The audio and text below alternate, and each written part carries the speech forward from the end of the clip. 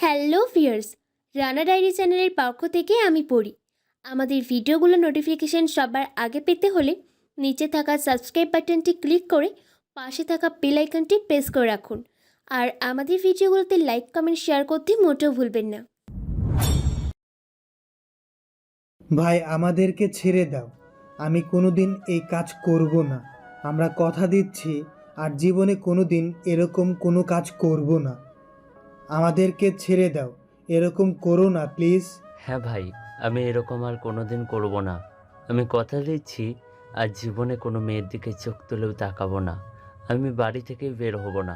তবুও প্লিজ আমাদেরকে ছেড়ে দাও।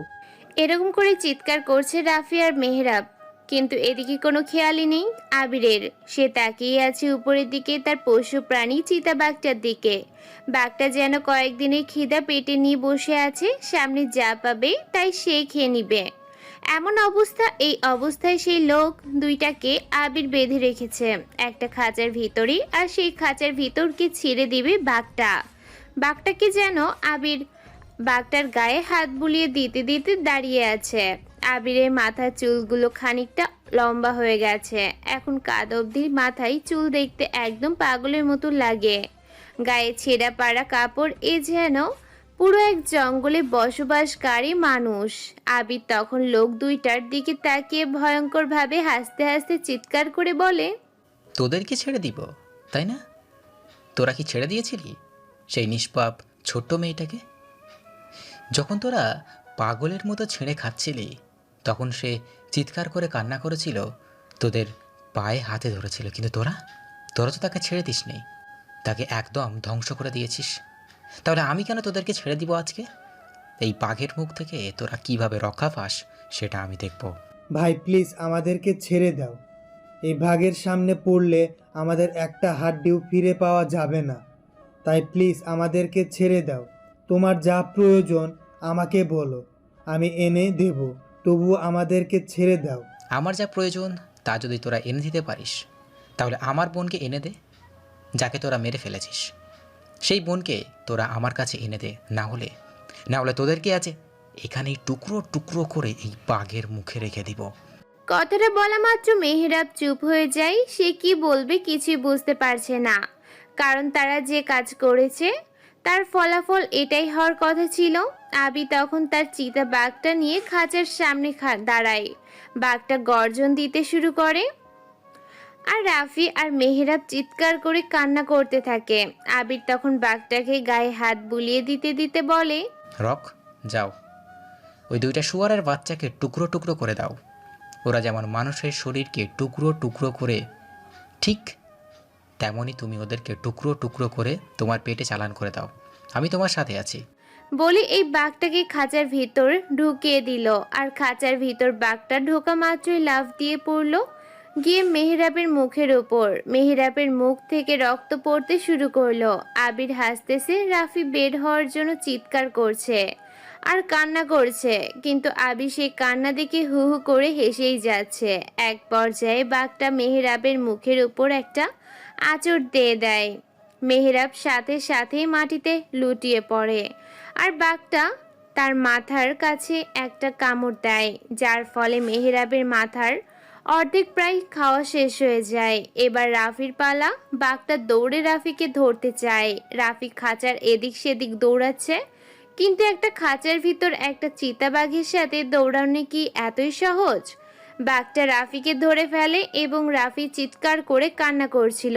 তখন আবির হাসতে হাসতে মনে মনে বলে, তোরা তো সাধারণ একটা কর্মচারী, কিন্তু তোরা কি জানিস তোদের কত ভয়ঙ্করভাবে মারছি? এর চেয়েও শতগুণ ভয়ঙ্করভাবে মারব তোদের বসকে। আমার বোনকে একদম শুরু থেকে শেষ করে দিয়েছিল, আমার কলিজার টুকরাকে। আজও আমার বোনের কথা মনে হলে আমার চোখ বেয়ে জল গড়িয়ে পড়ে। আমি চোখ বন্ধ করলে আমার বোনের সেই হাসি মুখটা দেখতে পাই। আমার বোনের জন্মদিনে তোরা এত বড় একটা ক্ষতি করলি, তোদের কোনো ক্ষমা নেই। এই আবির যতদিন বেঁচে আছে তোরা ধ্বংস হয়ে যাবি। বলেই আবির কান্না করতে থাকে। দৌড়ে চলে যায় জঙ্গলের সেই পুরনো বাড়ির একটা রুমে, যেখানে সে এখন বর্তমানে অবস্থায় করছে। সেখানে গিয়ে তার বোনের ছবি হাতে নিয়ে কান্না করতে থাকে। আসলে আমাদের জীবনে এমন কিছু ঘটনার সম্মুখীন হতে হয় আমাদেরকে, যে ঘটনার সম্মুখীন আমরা কোনোদিনও হতে চাই না। ঠিক তেমনি একটা ঘটনার সম্মুখীন হয়েছে আবির। সে হয়তো কোনোদিনও চিন্তা করেনি এমন একটা ঘটনা তার জীবনে ঘটে যাবে। এসব পুরো জানতে হলে যেতে হবে 2 বছর আগের ঘটনায়। সকাল সকাল ঘুম থেকে উঠে ফ্রেশ হয়ে ব্রেকফাস্টের টেবিলে যেতেই দেখে ব্রেকফাস্ট রেডি। আবির অবাক হয়ে গেল। তার বাড়িতে তো তার এমন কেউ নেই যে তাকে ব্রেকফাস্ট রেডি করে দিবে। তার মানে কি তার একমাত্র বোন রেডি করেছে? আবিরের বাবা মারা গেছেন প্রায় 3 বছর আগে। বাবা মারা যাওয়ার সময় আবির অনেক কান্না করেছিল। তখন তার বাবা তাকে ডেকে নিয়ে গিয়ে বলেন, বাবা, আমি চলে যাচ্ছি আমাদের সব ছেড়ে। তোমাদের বড় হওয়া দেখা হলো না। তুমি এক কাজ করো, তুমি পরিবারের বড় ছেলে, তোমার একটা ছোট বোন আছে। তুমি সবসময় তোমার বোনকে দেখে রাখবে। তোমার বোন যেন কোনোদিন তার বাবার মায়ের অভাব বুঝতে না পারে, এমনভাবে তাকে রাখবে কোনোদিন তাকে কষ্ট দিবে না। সেদিন আবির তার হাত ছুঁয়ে কসম করেছিল তার বোনকে কোনোদিনও কষ্ট পেতে দিবে না। সেই হাত এখনো বেঁচে আছে তার বোনের উপরে। এরপর আবির ব্রেকফাস্টে ফেলে গিয়ে তার বোনকে ডাকতে থাকে। আদিবা, আদিবা কোথায়? তুমি তাড়াতাড়ি আসো। আদিবা তখন কোমরে ওড়না পেঁচিয়ে ব্রেকফাস্ট টেবিলের দিকে আসতে থাকে।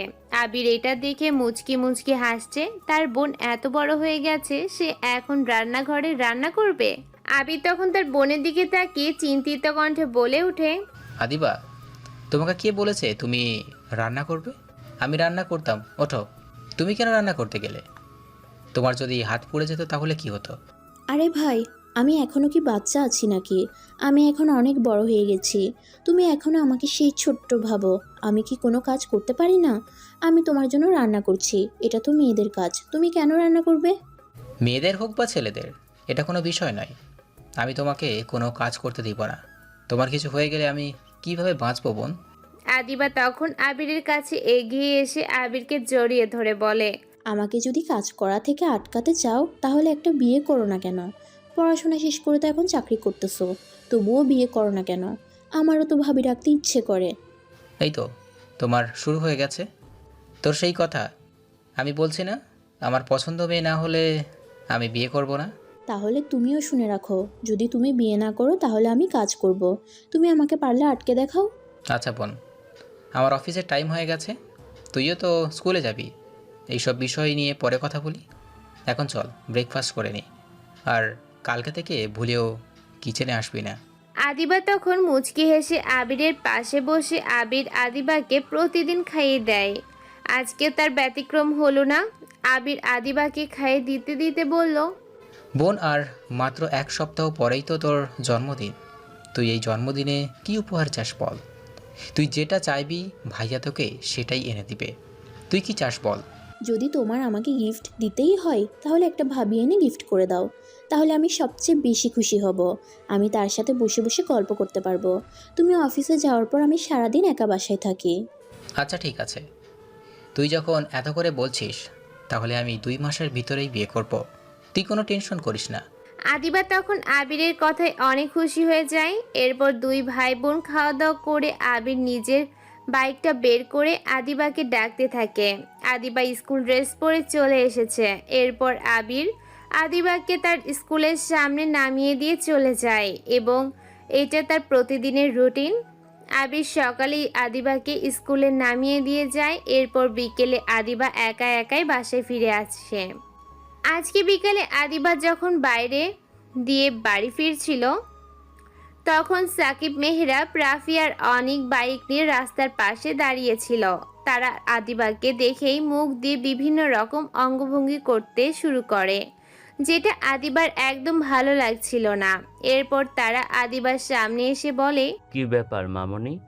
আমরা যে তোমার জন্য এখানে প্রতিদিন বসে থাকি, আমাদেরকে তোমার চোখে লাগে না? তুমি আমাদেরকে না জিজ্ঞাসা করেই এই পথ দিয়ে চলে যাচ্ছ। বলেছি না এখান দিয়ে যেতে হলে আমাদের পারমিশন লাগে। তুমি আমাদের পারমিশন নাওনি কেন? আদিবা তখন কি বলবে কিছুই বুঝে উঠতে পারছিল না। সে কান্না করে দিবে এমন অবস্থায় প্রায় প্রতিদিনই তারা এরকম করে। কিন্তু আদিবা তার ভাইকে এসব বলে না, কারণ সে চায় না তার ভাই এসব ঝামেলায় পড়ুক। এই ছেলেগুলো অনেক খারাপ, যে কোনো সময় যে কোনো কাজ করে দিতে পারে। তাই সে চায় না তার ভাইকে ঝামেলায় ফেলে তার ভাইয়ের জীবনটা ধ্বংস করে দিতে। সেই জন্যই সে চুপচাপ এসব সহ্য করে নিচ্ছে। তখন সাকিব আদিবার হাত ধরে টান দিয়ে বলে, কি হলো? রাফি যা বললো তা কি তোমার কানে যায়নি? এই রাস্তাতে যেতে হলে প্রতিদিন আমাদের সাথে কিছুক্ষণ আড্ডাতে যেতে হবে, কারণ এই রাস্তা হলো আমাদের। এই রাস্তাতে যেতে হলে আমাদের পারমিশন লাগবে, বুঝতে পারছো তুমি? দেখেন ভাইয়া, আমার ভাই বাড়িতে অপেক্ষা করবে আমার জন্য। আমাকে এখন বাসায় ফিরে যেতে হবে। প্লিজ আমার সাথে এরকম করবেন না। আপনারা তো জানেন আমার বাবা মা নেই, আমার একমাত্র ভাই আছে, যার কেউ নেই পৃথিবীতে। আপনারা কেন আমার সাথে এরকম করেন? ও, তাহলে কি তোমার একা লাগে, তাই না? চলো আমাদের সাথে চলো, আজকে তোমার একাকিত্ব দূর করে দেবো, আর কোনদিন তোমার একা লাগবে না। অনেকের এই বাজে কথাটা শুনে আদিবা চিৎকার করে কান্না করে দেয়। তখন আশেপাশে কিছু মানুষ এইদিকে আসতে শুরু করে। তখন তারা সেখান থেকে চলে যায়। চলে যাওয়ার সময় ফিরে ফিরে তাকাচ্ছিল আদিবার দিকে। এই দৃষ্টি বড্ড ভয়ঙ্কর। আদিবা এই দৃষ্টির মানে বুঝতে পারছিল, কিন্তু কিছুই করার নেই। আদিবা তখন নিজের বাসায় ফিরে আসে। বাসায় ফিরে নিজের রুমে গিয়ে কান্না করতে শুরু করে। তার কান্না যেন পুরো বাড়িতে ছড়িয়ে পড়েছে। কিন্তু এখনো আবির বাসায় ফেরেনি। না হলে তার কান্না দেখে হয়তো পাগল হয়ে যেত। আদিবার চোখ মুখ ফুলে গেছে কান্না করতে করতে। সন্ধ্যার দিকে আবির বাসায় ফিরে যখন আদিবাকে খুঁজে না পায়, তখন আদিবার রুমে যায়। আদিবা অসময় ঘুমিয়ে আছে কেন? তখন সে আদিবার মাথায় হাত দেয়। মাথায় হাত দিতেই আদিবা আবিরের দিকে ফিরে তাকায়। আদিবার চোখ মুখ ফোলা দেখে পাগলের মতো আবির আদিবাকে জিজ্ঞেস করে, বোন, তোর কি হয়েছে? কান্না করছিলি? তাই না, বল, কি জন্য কান্না করছিলি? ভাইয়াকে বল। তোকে কেউ কিছু বলেছে? বল আমাকে, ওর জান আমি নিয়ে নেব। আদিবা আবিরের এরকম পাগলামি দেখে অবাক হয়ে যায়। এরপর নিজের ভাইকে জড়িয়ে ধরে কান্না করে দেয়। আবির তখন আরো পাগল হয়ে যায়। তখন আদিবাকে জড়িয়ে ধরে চিৎকার করে কান্না করতে করতে বলে, বোন, তোর কি হয়েছে? আমাকে বলবি না? তোকে কে কি বলেছে? তোর বাইরে কোনো সমস্যা হয়েছে? আমাকে বল, আমি গিয়ে কথা বলবো। না ভাইয়া, আমার কোনো সমস্যা হয়নি, হালকা মাথা ব্যথা করছে যা, সেই জন্য শুয়েছিলাম। তুমি এরকম পাগলামি করছো দেখেই কান্না করছিলাম। তুমি আমাকে অনেক ভালোবাসো, তাই না ভাইয়া? আমি তোকে আমার জীবনের চেয়েও বেশি ভালোবাসি বোন। তোর কিছু হয়ে গেলে আমি বাঁচবো না। আমার বেঁচে থাকা আর মরে যাওয়া সব কিছুই তোর উপর নির্ভরশীল। তুই যদি ভালো থাকিস তাহলে আমি ভালো থাকবো। তুই কান্না করলে আমার একদম ভালো লাগে না। আমি ডাক্তারকে ডেকে আনছি। তোর মাথায় ব্যথা করলে আমি ডাক্তার নিয়ে আসছি। ডাক্তার এসে তোকে দেখে যাবে। এই ভাইয়া, তুমি কি পাগল নাকি? সাধারণ মাথা হয়েছে, তার জন্য কেউ ডাক্তার নিয়ে আসে? আমার কিছুই হয়নি। তুমি চলো, আমার অনেক খিদে পেয়েছে, আমি এখন খাবার খাবো। ডাক্তার ডাকার কোনো প্রয়োজন নেই। আবির তখন কিছু না বলে নিজের বোনকে ধরে ধরে নিয়ে ডাইনিং টেবিলে বসায়। এরপর তারা দুজন খাওয়া দাওয়া করে আসলো। জীবনের কিছু মুহূর্ত আমরা এমন একটা পজিশনে এসে পড়ি, তখন আমরা বুঝতে পারি আমাদের সম্পর্কগুলোর মানে আসলে ভাই বোনের সম্পর্ক যে কতটা মধুর, সেটা শুধুমাত্র ভাই বোন বুঝতে পারে। সারাক্ষণ দুষ্টুমি আর মারামারির ভিতরেও যে একটা মানুষ আরেকটা মানুষকে নিঃস্বার্থভাবে ভালোবাসতে পারে, সেটা যদি দেখতে চান তাহলে ভাই বোনের সম্পর্ক দেখতে পারেন।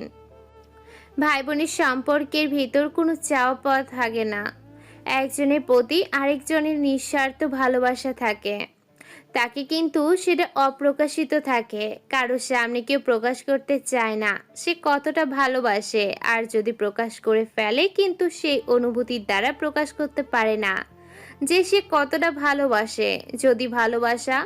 যদি ভালোবাসা এরকম হতো, প্রকাশ করে বা কোনো ভাষার সাহায্যে মানুষকে বোঝানো যেত, তাহলে হয়তো ভাই তার বোনের প্রতি ভালোবাসা কতটুকু সেটা প্রকাশ করতে পারত। ছেলেরা ভালোবাসার প্রত্যেকটা অনুভূতি সঠিকভাবে প্রকাশ করতে পারে না বলেই অনেক ছেলের ভালোবাসা অবহেলায় পড়ে থাকে। সেরকম ভাবেই এখন আবিরের ভালোবাসা সে কোনোভাবেই প্রকাশ করতে পারছে না। সে তার বোনকে কতটা ভালোবাসে। এরপর বোনকে নিয়ে এসে ধরে শুয়ে নিজের পাশে দাঁড়িয়ে থাকে। তখন আদিবা তার ভাইয়ের দিকে তাকিয়ে বলে, কি হলো ভাইয়া, তুমি এখনো এখানে দাঁড়িয়ে আছো কেন? আমি শুয়ে পড়েছি, যাও, সারাদিন অফিস করে এসেছো, এখন তোমার বিশ্রামের প্রয়োজন। তুমি নিজের রুমে গিয়ে শুয়ে পড়ো। আমার ভালো লাগছে না বোন তোকে এইরকম দেখে। আমি কিভাবে নিজের রুমে গিয়ে শোবো? তুই ঘুমিয়ে পড়, এরপর আমি গিয়ে শুয়ে পড়বো। আমি বললাম না আমি ভালো আছি, তাহলে তুমি এখনো এখানে দাঁড়িয়ে আছো কেন? আমার কিন্তু এখন রাগ উঠে যাচ্ছে, তাড়াতাড়ি নিজের রুমে যাও, গিয়ে শুয়ে পড়ো। আচ্ছা ঠিক আছে, যাচ্ছি। কোনো অসুবিধা হলে তুই আমাকে তাড়াতাড়ি ডেকে দিবি। আমি কিন্তু ঘুমাবো না, তোর জন্য অপেক্ষা করব। তোর কোনো সমস্যা হলেই ভাইয়াকে ডাকতে ভুলবি না। বলেই আবির নিজের রুমে চলে গেল।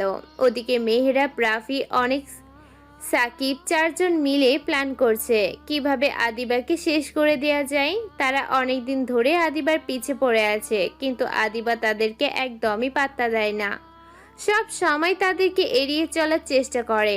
তখন সাকিব বলে, তোরা আমার সাথে থাকলে আমি ওই মেয়েটাকে একদম শেষ করে দেব। ওকে আমরা ইউজ করব। যখন সিদ্ধান্ত নিয়ে ফেলেছি তাহলে ওই মেয়েটাকে আমরা একদম শেষ করে দেব। এরপর আমরা শান্ত হব। এর আগে আমি শান্ত হতে পারছি না। ওই মেয়েটা আমার সামনে এসে তেজ দেখায়। সাকিবের সামনে তেজ দেখিয়ে কোনো মেয়ে বাঁচতে পারবে না। সাকিব, আমার মনে হচ্ছে এটা ঠিক না। মেয়েটাকে ছেড়ে দেওয়া উচিত। মেয়েটার বয়স অনেক কম। এখন যদি আমরা মেয়েটার সাথে এরকম করি তাহলে মেয়েটা হয়তো মারা যাবে। মেয়েটাকে এখন ছেড়ে দেওয়া উচিত।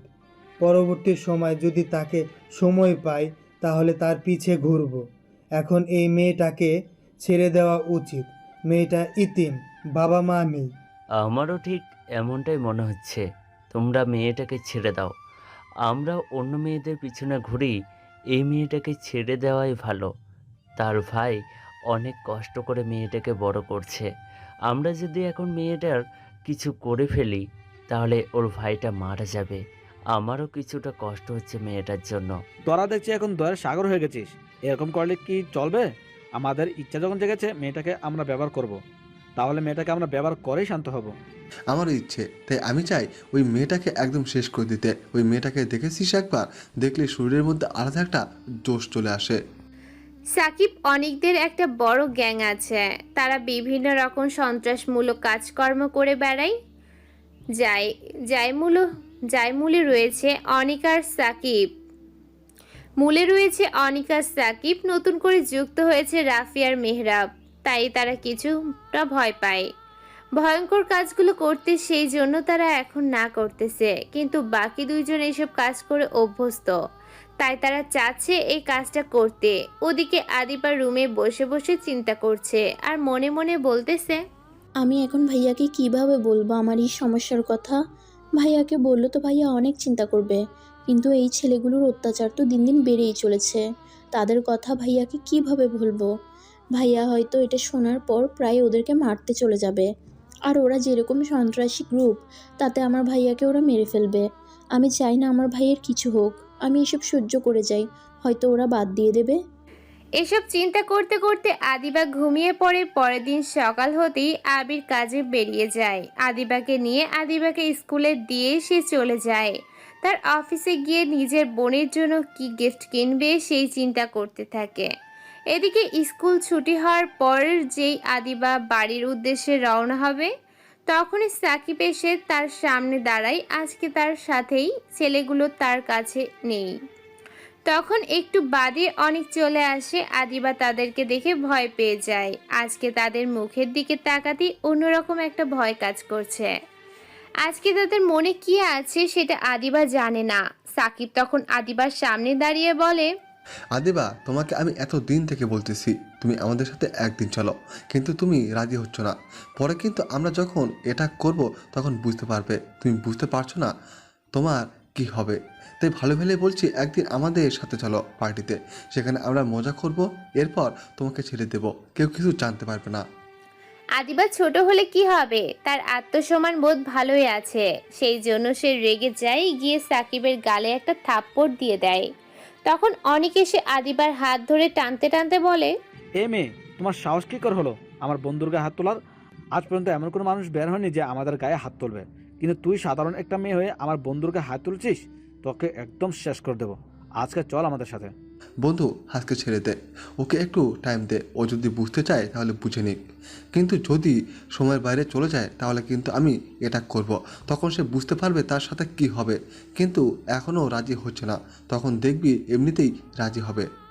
আদিবাকে প্রায় ধাক্কা দিয়ে সেখান থেকে চলে যায় সাকিব আর অনেক। সেখানে এভাবেই চলতে চলতে প্রায় 5 দিন চলে যায়। আদিবার জন্মদিন আগামীকাল। সেই জন্য আবির বসে বসে চিন্তা করতে থাকে তার বোনকে কি গিফট দেয়া যায়। সে তার বেতনের টাকা পাওয়ার পরই নিজের বোনের জন্য সুন্দর করে একটা চেইন বানায়। পুরো চেইনটা সোনার, মাঝখানে একটা হীরার পাথর বসানো। সেই চেইনটা তার বোনকে গিফট করবে। ভাই বোন মিলে কেক কাটবি, তাই তারা একটা কেকের অর্ডার দিয়ে বাড়ি ফিরে। পরের দিন আদিবা যখন স্কুল থেকে বের হয় তখন হঠাৎ করে একটা কালো গাড়ি এসে তাকে গাড়িতে তুলে নিল। সে অজ্ঞান হয়ে গেছে। যখন জ্ঞান ফিরে তখন দেখতে পায় সে একটা রুমের মধ্যে বন্দি অবস্থায় পড়ে আছে। তার গায়ের ওড়নাটা এখন আর নেই। আদিবা উঠে চিৎকার করে কান্না করতে থাকে। আমাকে কে এখানে এনেছে? আমি এখন কোথায় আছি? ভাইয়া, তুমি কোথায়? তুমি আমাকে বাঁচাও। কে আমাকে এখানে ধরে এনেছে? আমাকে এখানে ধরে আনার কারণ কি? বলে সে কান্না করছে আর দরজায় থাপ্পড় দিতে শুরু করেছে, কিন্তু দরজা কেউ খুলছে না। সে তার ওড়নাটাও খুঁজে পাচ্ছে না। এখন এইভাবে সে কতক্ষণ বসে থাকবে? ওদিকে আবির বাড়িতে ফিরে সন্ধ্যার দিকে হাতে করে একটা সুন্দর ফুলের তোড়া নিয়ে আসে বোনকে দেওয়ার জন্য, কিন্তু বাসায় এসে আদিবাকে খুঁজে পায় না। আবির নিজের বোনকে কিন্তু কোথাও খুঁজে পাচ্ছে না। তাদের কাছে যতটা আত্মীয় ছিল সবাইকে কল করে ফেলেছে। স্কুলে গিয়েছে, কিন্তু আদিবা সে বিকেলে স্কুল থেকে ফিরে গিয়েছে। এখন আবির কি করবে কিছুই বুঝতে পারছে না। তার মাথা কাজ করা বন্ধ করে দিয়েছে। সে দৌড়ে থানায় যায়। গিয়ে পুলিশ ইন্সপেক্টরের সাথে কথা বলে পুলিশ তখন আবিরকে বলে, আচ্ছা মিস্টার আবির, আপনি বাসে যান, আমি দেখছি আপনার বোনকে কোথায় পাওয়া যায়। আমরা খোঁজার চেষ্টা করছি, আপনি কোনো চিন্তা করবেন না, নিজের বাসায় ফিরে যান। আপনি এটা কিভাবে বললেন ইন্সপেক্টর? আমি বাসায় ফিরে যাব মানে? আমার বোনকে আমি খুঁজে পাচ্ছি না, আর আমি বাসায় গিয়ে কিভাবে বসে থাকবো? আপনি আমার সাথে চলেন, আমিও আপনার সাথে খুঁজতে বের হব। আপনি কিন্তু বেশি টেনশন করছেন। আপনি এত টেনশন করবেন না মিস্টার আবির, আপনি নিজেই অসুস্থ হয়ে পড়বেন। আমরা দেখছি কি করা যায়। আমি নিজের বাসায় ফিরে যেতে পারবো না। আমাকে এখন নিজের বোনকে খুঁজে বের করতে হবে। আমার বোনের কিছু হয়ে গেলে আমি বাঁচবো না।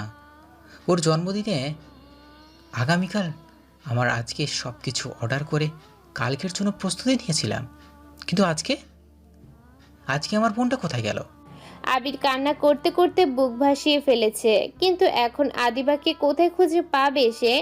তখন সে বাসায় গিয়ে আদিবার যত ফ্রেন্ডের নাম্বার ছিল সবাইকে কল করে আদিবার ফটোটা নিয়ে চিৎকার করে কান্না করতে থাকে। করতে করতে বলে, বোন, তুই কোথায় গেলি আমাকে ছেড়ে? আমি তোকে খুঁজে পাচ্ছি না কেন? তুই আমাকে ছেড়ে চলে যেতে পারিস না। আমি তো আব্বু আমাকে কথা দিয়েছি তোকে দেখে রাখবো। তাহলে এখন তোকে আমি কোথায় খুঁজবো? তুই আমাকে ছেড়ে কোথায় চলে গেলি বোন? তুই ফিরে আয়, ফিরে আয়। আমার বেঁচে থাকার একমাত্র অবলম্বন তো তুই। তুই যদি না ফিরে আসিস তাহলে আমি তো মরে যাবো। আবির তখন বাড়ি থেকে বেরিয়ে আবার খুঁজতে শুরু করে। রাস্তায় রাস্তায় ঘুরছে। ওদিকে আদিবা কান্না করেই যাচ্ছে। হঠাৎ করে দরজাটা খুলে যায়। আদিবা ভয় ভরা দৃষ্টি নিয়ে বাইরের দিকে তাকায়। তখন দেখে সাকিব আর অনেক প্রবেশ করছে। একটু পরে মেহেরাব আর রাফিও প্রবেশ করলো। কি বলেছিলাম আদিবা, তুমি আমাদের কথা মেনে নাও, কিন্তু তুমি আমাদের কথা মানলে না। এখন দেখো তোমার কি অবস্থা হয়। তোমাকে একদিন বলেছি তুমি আমাদের সাথে যদি চলে আসার জন্য রাজি হয়ে যেতে তাহলে আজকের দিনটা তোমাকে দেখতে হতো না। এখন তোমার সাথে কত ভয়ঙ্কর একটা কাজ হবে তুমি বুঝতে পারছো? দোস্ত, তুই এখনো এখানে দাঁড়িয়ে কথা বলতেছিস? আমার তো আর তর্স হচ্ছে না। আমি এখনই ওর উপর ঝাঁপিয়ে পড়তেছি। তোমরা আরেকবার ভেবে দেখো, এত ছোট্ট একটা মেয়েকে এভাবে নির্যাতন করলে মেয়েটা মারা যেতে পারে। পরে কিন্তু আমরা ফেঁসে যাব।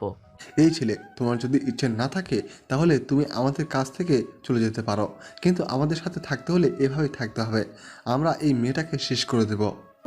সাকিবের চিৎকারে মেহেরাব আর রাফি চুপ হয়ে যায়। তারাও সায় দিতে থাকে। একে একে তারা ধাক্কা দিয়ে আদিবাকে বিছানায় ফেলে দেয়। আদিবা তখন কি করবে বুঝতে না পেরে বিছানা থেকে লাফ দিয়ে দৌড়ে উঠে সাকিবের পায়ে ধরে। চিৎকার করে কান্না করতে করতে বলে, ভাইয়া, আপনি তো আমার ভাইয়ের মতো, এরকম করবেন না আমার সাথে। আমার জীবনটা শেষ করে দিবেন না। আমার ভাই মারা যাবে এরকম করলে। আমি আর আমার ভাই, সারা পৃথিবীতে আমাদের আর কেউ নেই। আমার ভাই আমাকে অনেক ভালোবাসে। সে যদি এসব জানতে পারে তাহলে সে নিজেকে শেষ করে দিবে। প্লিজ আমার ভাইয়ের জীবন আপনার কাছে ভিক্ষা চাচ্ছি। সাকিব কোনো কথা না বলে পা দিয়ে ধাক্কা মারে আদিবাকে। আদিবা আবার মাটিতে উল্টে পড়ে মাথা অনেকটা কেটে গেছে, কিন্তু তারা নৃশংসভাবে তার উপরে একে একে অত্যাচার চালাতে থাকে। যখন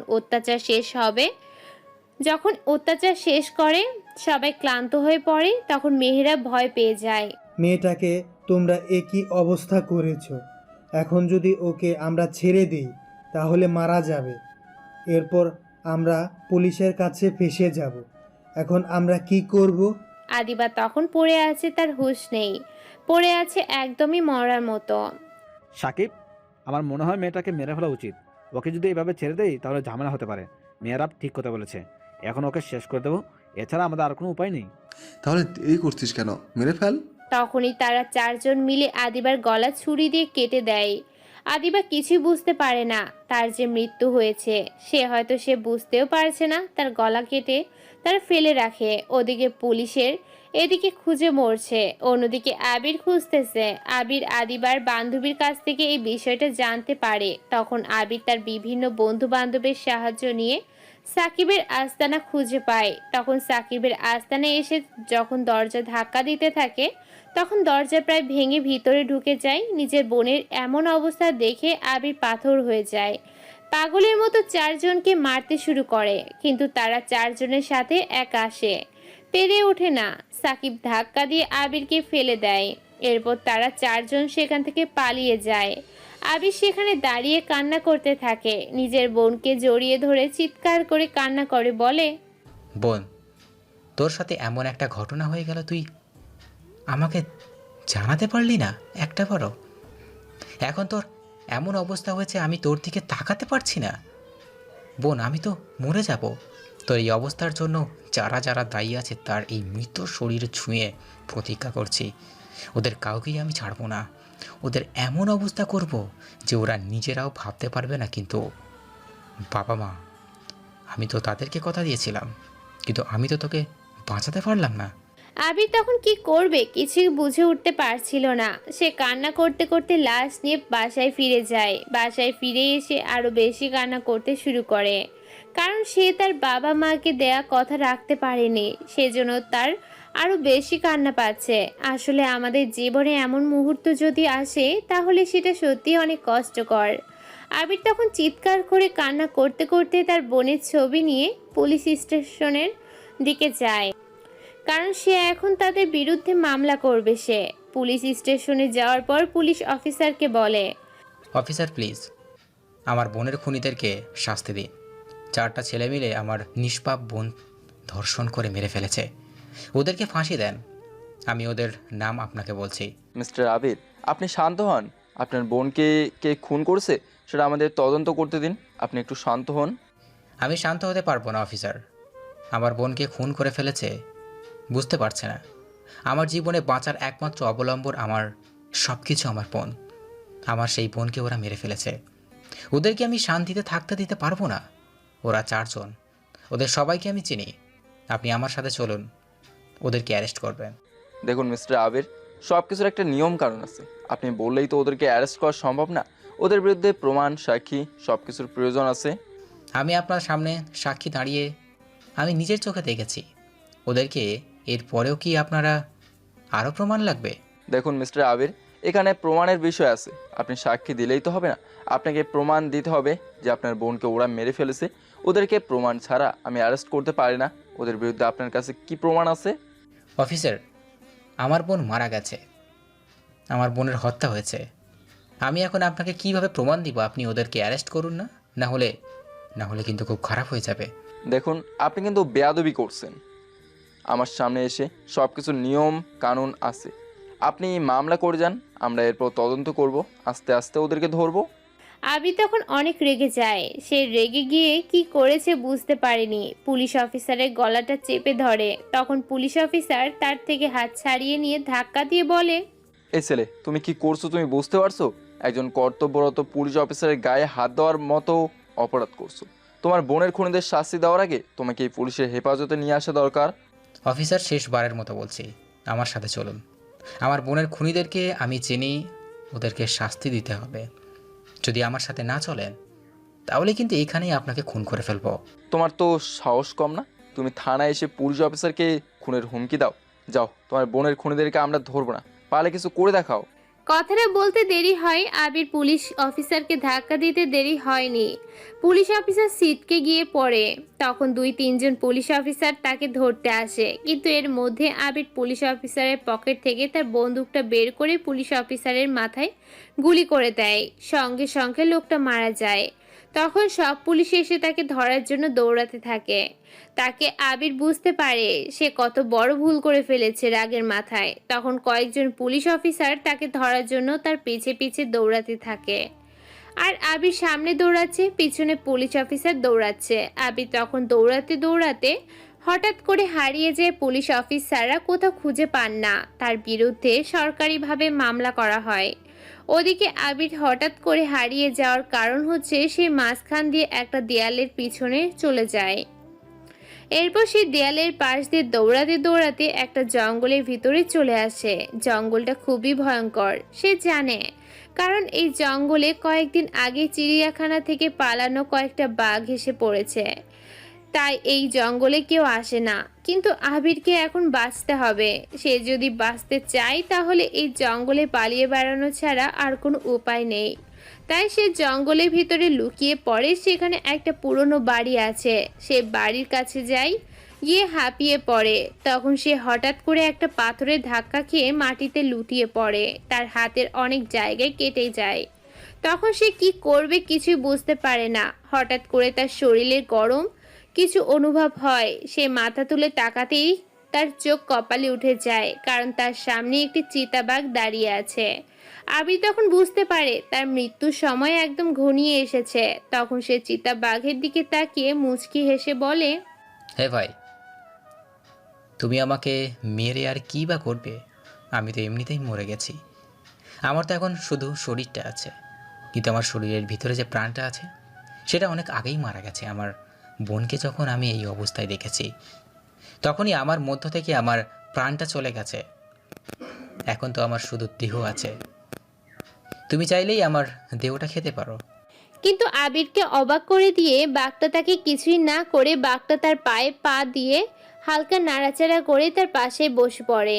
আবির তখন কি করবে, সে উঠে বসে, কিন্তু এখন তার কোনো যাওয়ার জায়গা নেই। সে কোথায় যাবে, কি করবে কিছুই বুঝে উঠতে পারছে না। আবির তখন মনে মনে সিদ্ধান্ত নিয়ে নেয় সে তার বোনের প্রতিশোধ একাই নেবে। কেউ তার সাথে লাগবে না, সে একাই প্রতিশোধ নেবে। তখন সে চিৎকার করে বলতে থাকে, তোরা 4 জন মিলে আমার বোনকে মেরেছিস। তোদের এমন অবস্থা করব যে তোরা নিজেদের অবস্থা দেখে নিজেরাই ভয় পেয়ে যাবি। নিজেদেরকে আয়নায় দেখে চিৎকার করে উঠবি, তোরা বুঝতে পেরেছিস কার সাথে লাগতে এসেছিস। কিন্তু এখন আর ভালো মানুষের মুখোশ পরে থাকলে হবে না, এখন আমাকেও ভয়ঙ্কর হয়ে উঠতে হবে। তোরা অপেক্ষা কর, তোদের জন্য ভয়ঙ্কর বিপদ হয়ে আসতেছি। শুধু অপেক্ষা কর, শুধু অপেক্ষা করতে থাক, দিন গুনতে থাক। নিজেদের মৃত্যুর সময় ঘনিয়ে আসেছে। বাঘটা তখন আবিরের চিৎকার শুনে তার দিকে কিছুক্ষণ তাকিয়ে থাকলো। হয়তো জঙ্গলের জানোয়ারটাও এদের থেকে ভয়ঙ্কর নয়। সে বুঝতে পারে কে বিপদে আছে আর কে ভালো অবস্থায় আছে। যে বিপদে আছে তাকে সে সাহায্য করার চেষ্টা করছে, কিন্তু ওই মানুষগুলো এইরকম জানোয়ারের থেকেও আরো নিকৃষ্ট, যারা একটা ছোট মেয়েকে পর্যন্ত ছাড়েনি। তাদেরকে জঙ্গলের পশু থেকে আরো খারাপ বলা উচিত। জঙ্গলে পশুটা আবিরকে কিছু করেনি। আবির তখন বাঘটাকে হঠাৎ করে জড়িয়ে ধরে, বাঘটাও কিছু না করে সেও আবিরের আদর নিতে থাকে। আবির তখন সামনে উঠে হাঁটতে থাকে, কারণ সে এখন যদি বসে থাকে তাহলে তো সারা জীবনে বসে থাকতে হবে। কিন্তু সে বসে থাকলে চলবে না, এখন তাকে যে করেই হোক নিজেকে শক্ত করতে হবে।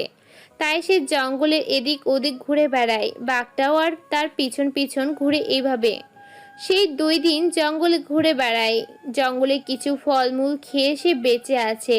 তৃতীয় দিন হঠাৎ করে জঙ্গলের একদিকে কিছুটা মানুষের নাড়াচাড়া সে বুঝতে পারে। তখন সে দৌড়ে সেদিকে যায়, গিয়ে দেখে 2টা লোক আরো 2টা লোককে বেঁধে সামনে বন্দুক ধরে দাঁড়িয়ে আছে। তখন শুধু দাঁড়িয়ে থাকে, সে দেখার চেষ্টা করছে তার সামনে কি হচ্ছে। তখন হঠাৎ করে দেখে লোক 2টা গুলি করার প্রস্তুতি নিচ্ছে। তখন সে পিছন থেকে একটা পাথর দিয়ে সেই 2টা লোকের মাথায় একে একে আঘাত করে।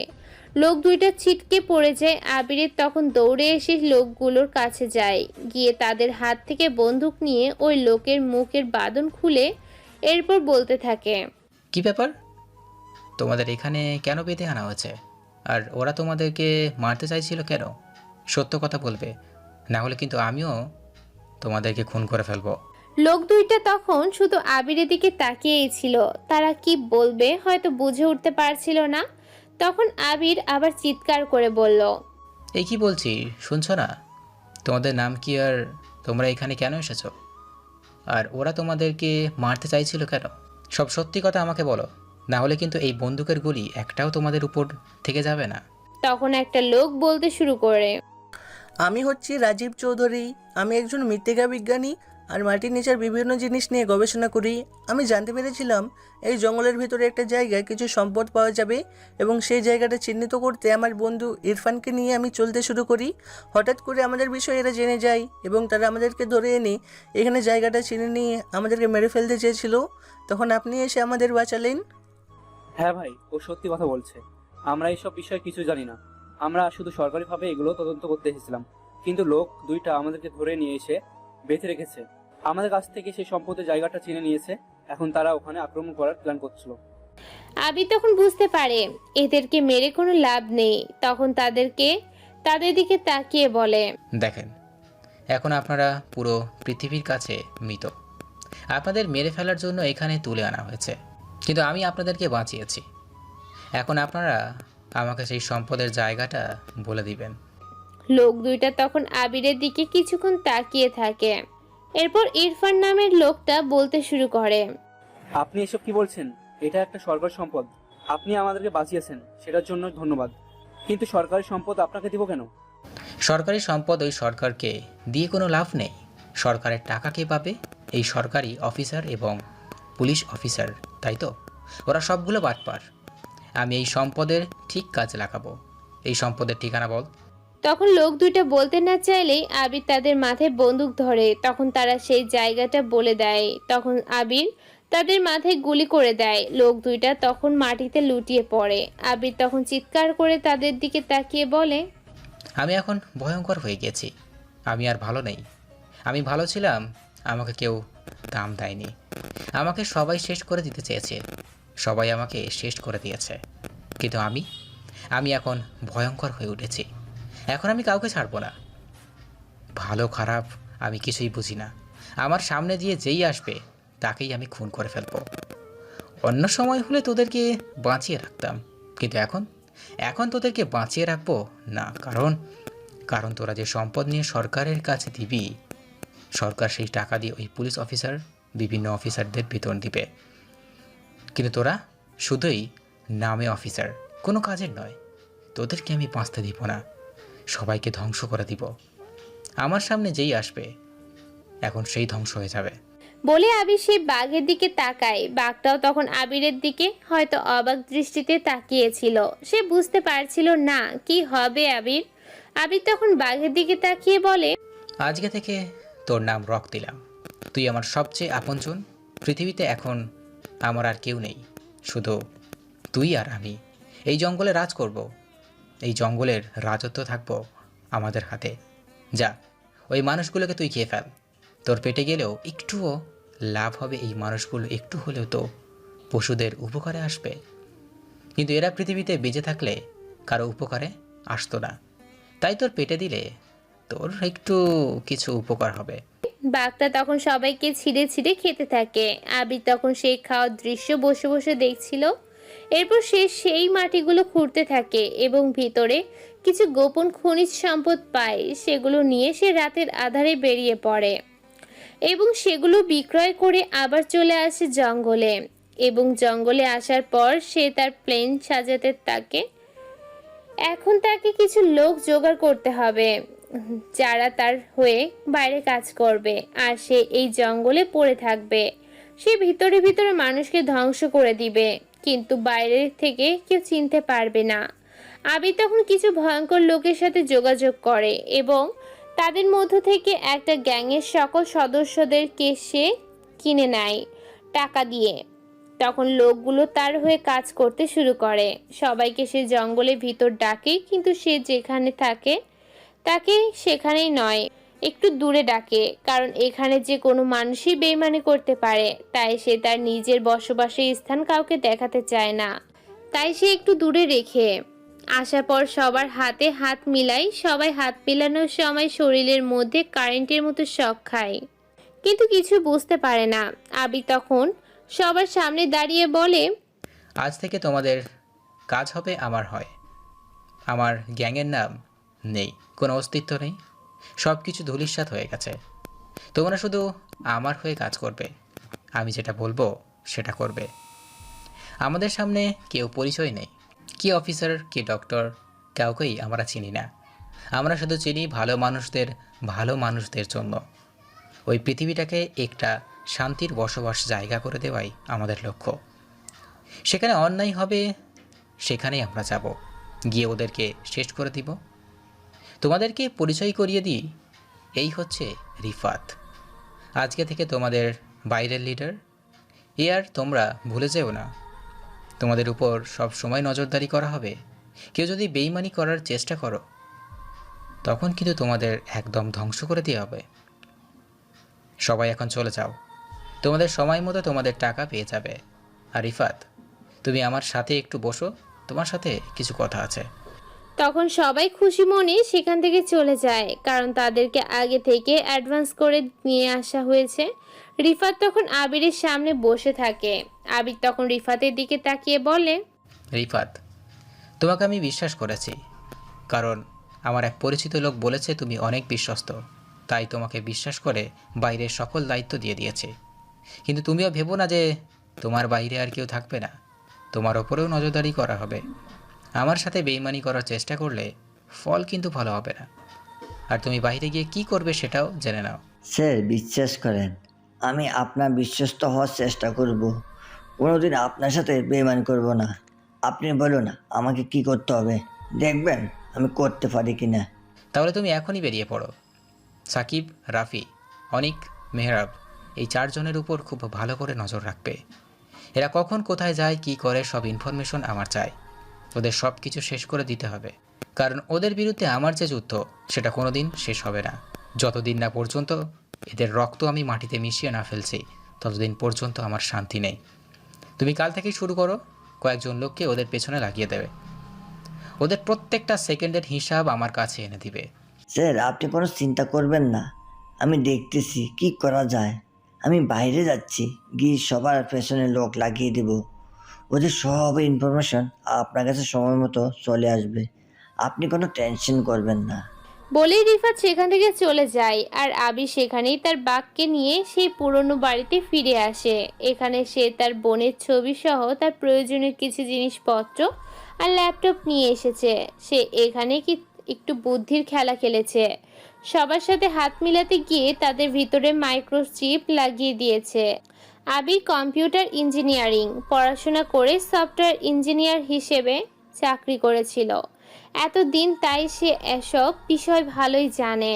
তাদের শরীরে মাইক্রোচিপ লাগানোর ফলে তাদের সকল ইনফরমেশন, তাদের চালচলন, কোথায় যাচ্ছে, কার সাথে কথা বলছে, সব কিছুই সে পেয়ে যাবে। আবির তখন নিজের ল্যাপটপটা নিয়ে বসে পড়ে। বাঘটা তখন তার পাশে বসে আছে। আবির তখন কিছুক্ষণ পর বাঘটার দিকে তাকাচ্ছিল। এই পশুটাও তো তার কত আপন হয়ে গেছে, কিন্তু এই মানুষগুলো তার সাথে কি কাজটাই না করলো। এইভাবে তার দিন চলতে থাকলো। আস্তে আস্তে আবিরের গ্যাং পুরো দেশে পেরিয়ে বিদেশে আতঙ্ক সৃষ্টি করলো। যেদিকে এই নামটা শুনতো সবাই কেঁপে কেঁপে উঠতো, কিন্তু আবির কে, কোথায় থাকে কেউ জানতো না। শুধু আড়াল থেকে সে কাজ করে যেত আবিরের গ্যাং পুরো দেশে আতঙ্ক ছড়িয়ে ফেলেছে, সবাই তাকে ভয় পায়। এখন সে যদি কারোর সামনে দাঁড়ায় তাহলে তার শরীরে প্রতিটা শিরা উপশিরা প্রমাণ দেয় যে সে কতটা ভয় পেয়ে আছে। আজ আদিবার মৃত্যুর 2 বছর পূর্ণ হয়েছে, অর্থাৎ আজ আদিবার মৃত্যুর পর দ্বিতীয় জন্মদিন আবির অনেক টাকা উপহার দেয় তার সকল কর্মচারীকে। তার এই দিনটা আসার পর সে কান্নায় পুরো দিনটা কাটায়। কাঁদতে কাঁদতে সে বেহুশ হয়, আবার হুঁশ আসে। নিজের এত আদরের ছোট বোনটাকে ওরা মেরে ফেলেছিল। 2 দিন পর রিফাত জানালো আবিরকে যে রাফি আর মেহেরাব আবার আরেকটা মেয়েকে তুলে আনবে সেই প্ল্যান করেছে। তখন আবির নির্দেশ দিল রাফি আর মেহেরাবকে ধরে আনতে, এবং ধরে আনার পর তাদেরকে আবির এভাবে মেরে ফেলে। এই হচ্ছে তার কাহিনী। এখন বাস্তবে ফিরে যাক। সে যে বাড়িতে শুয়ে আছে এটি একটি পুরানো ভাঙা বাড়ি। বাড়িটা 2 তলা। উপরের তলায় সে তার বাঘকে নিয়ে থাকে। আবির শুয়ে আছে নিচের তলায়। হঠাৎ করে কিছু আওয়াজ পায় সে। আস্তে আস্তে উপর থেকে একটা ফুটো দিয়ে নিচে তাকায়। তখন দেখে কয়েকটা মেয়েকে কয়েকজন লোক কাঠ যেভাবে বাঁধে সেভাবে গোল করে বেঁধে রেখেছে। আবির যখন বোঝার চেষ্টা করে নিচে কি হচ্ছে, তখন উপর থেকে কিছু না ভেবেই নিচে নামতে শুরু করে। হাতে তার বন্দুক। নিচে নামতে লোকগুলো তাকে দেখে অবাক হয়ে যায়। তখন একটা লোক তার দিকে তাকিয়ে বলে, এই তুই কে রে? তুই এখানে কি জন্য এসেছিলি? দেখে তো মনে হচ্ছে পাগল। এখানে কেন এসেছিলি? এখানে আসলে জানিস না মরতে হয়। তুই এখান থেকে চলে যা। আবির তখন কোনো কথা না বলে উপরের দিকে তাকিয়ে বলতে শুরু করে, রক রক, কোথায় তুই? তাড়াতাড়ি নিচে আয়। বলতে দেরি বাঘটা আসতে দেরি করেনি, লাফ দিয়ে এসে পড়ে। আবি তখন ইশারা করে লোকগুলোর দিকে। তখন একে একে প্রায় 5টা লোককে বাঘকে আজর দিয়ে মাটিতে শুয়ে শেষ করে ফেলে। আবির তখন তাদের দিকে তাকিয়ে হাসতে হাসতে সেই লোকটার সামনে গিয়ে তার গলা চেপে ধরে বলে, কি বললি? এইখানে আসলে মরতে হয়, তাই না? তোরা কি জানিস এইখানে আসলে কে মেরে ফেলে? আমি। আমার সাথে যেই লাগতে আসবে তাকেই আমি মেরে ফেলবো। আমার সম্পর্কে তোদের কোনো ধারণা নেই। কিন্তু আবিরের কথা কারোরই কানে যাচ্ছিল না, কারণ তারা এতক্ষণে মৃত্যুবরণ করেছে। আবির তখন তাদেরকে বাঘের হাতে ছেড়ে দিয়ে সেই মেয়েগুলোকে জিজ্ঞেস করে, তাই মেয়ে, তোমরা এখানে কিভাবে আসলে? আর এরা তোমাদেরকে কিভাবে পেলো? সব কথা আমাকে খুলে বলো। তোমাদের বাড়ি কোথায়? আমি তোমাদের বাড়িতে পাঠানোর চেষ্টা করছি।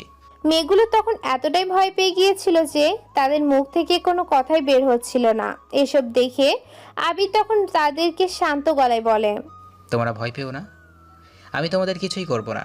তোমরা নিশ্চিন্তে বলতে পারো তোমাদের বাড়ি কোথায়। তখন মেয়েগুলো তাকে বলে তাদের বাড়ির ঠিকানা সবাই ইন্ডিয়া থেকে এখানে চলে এসেছে, কারণ তাদেরকে ইন্ডিয়া থেকে এই দেশে পাচার করে দেওয়া হয়েছে এবং এখান থেকে তাদেরকে বিভিন্ন দেশে এরা বিক্রি করে দিবে।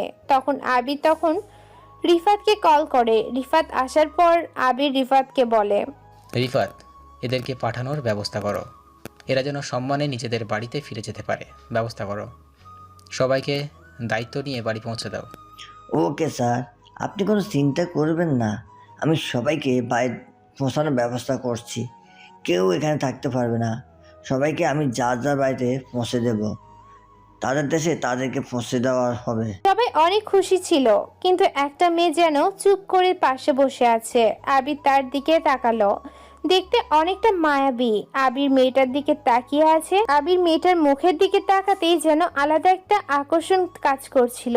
আবির তখন মেয়েটার কাছে গিয়ে জিজ্ঞেস করে, আজ তোমাকে তোমার বাসায় পৌঁছে দেওয়া হবে। তুমি এতে কি খুশি নাও? এইভাবে মন মরা হয়ে বসে আছো কেন? মেয়েটা তখন কোনো কথা বলছে না, চুপচাপ বসে আছে। আবিরের তখন অনেক মায়া হলো। মেয়েটা মনে হয় কথা বলতে পারে না। তখন আবির আবার জিজ্ঞেস করলো, তুমি চিন্তা করো না, আমরা তোমাকে তোমার বাড়ি পৌঁছে দিব। তুমি তোমার বাড়ির ঠিকানা আমার কর্মচারীকে বলে দাও, তখন সে তোমাকে সরাসরি বাড়িতে পৌঁছে দিবে। মেয়েটা তখন আবিরের দিকে তাকিয়ে কান্না করতে করতে বলে, আমার বাড়িঘর কিছুই নাই। আমি অনাথ এতিম। আমার কেউ বেঁচে নেই পৃথিবীতে। আমি বাড়িতে গিয়ে কোথায় থাকবো? কথাটা শোনা মাত্র আবির আতঙ্কিত হয়ে মেয়েটার দিকে তাকায়। মেয়েটা এসব কি বলছে? আবির নিজেও এতিম। আবি তখন মেয়েটার প্রতি আলাদা একটা মায়া কাজ করতে শুরু করে। তখন সে কি বলবে কিছু বুঝতে পারে না। তখন রিফাতকে বলে, আচ্ছা রিফাত, তুমি এক কাজ করো, তুমি বাকি যত মেয়ে আছে সবাইকে তাদের বাসায় পৌঁছে দাও। আর তোমার নাম কি? আমার নাম মুস্কান। আচ্ছা ঠিক আছে মুস্কান, এখানে থাকুক, আর তুমি বাকি সবাইকে যার যার বাসায় পৌঁছে দিয়ে এসো। ওর বিষয়ে পরে কথা বলবো। রিফাত মুস্কান ছাড়া বাকি মেয়েগুলোকে নিয়ে চলে যায়। আর আবির দাঁড়িয়ে ভাবতে থাকে তাকে কি করবে। এই মেয়েটা অনেক সুন্দরী, তাকে এখানে রাখলে সমস্যা হয়ে যাবে। কিন্তু সে তো মেয়েটাকে তাড়িয়ে দিতে পারবে না। বড় এক সমস্যায় সে পড়ে গেল। এখন দুইজনের শাস্তি শেষ, আরও দুইজনের শাস্তি বাকি আছে। তাই সে তার লোকদেরকে বলে দেয় যে এখানে সাকিব আর অনিককে পায় না কেন, তার কাছে যেন নিয়ে আসে। তখন অনিক আর সাকিব কোথায় যে লুকিয়ে গেছে কেউ সেটা জানতেই পারে না। এইভাবে প্রথম দিন চলে গেল মুস্কানকে নিয়ে। এখানে থাকতে হবে একটা ছেলে আর একটা মেয়ে কিভাবে একা একটা বাসায় থাকতে পারে, তাও আবার এত ভয়ঙ্কর বাসায়। কিন্তু আবির বলতেও পারছে না মুস্কানকে চলে যেতে, কারণ মেয়েটা চলে গেলে কোথায় যাবে সে এই দেশের কিছুই জানে না। অন্য দেশ থেকে এসে এই দেশে এসে পড়েছে। মুস্কান বাবা মায়ের একমাত্র মেয়ে। বাবা মা ছোটবেলায় মারা যান, এরপর তাকে একটা অনাথ আশ্রমে দিয়ে দেন। সেখানেই সে বড় হয়। বড় হওয়ার পর সে অনাথ আশ্রম থেকে এসে মানুষের বাড়িতে কাজ করত।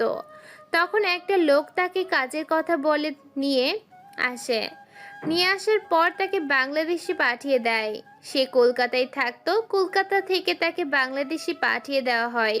মুস্কানকে এখানে আসার পর থেকে শুধু আবিরের দিকে তাকিয়ে আছে। আবির তার কাছে বড় অদ্ভুত একটা মানুষ।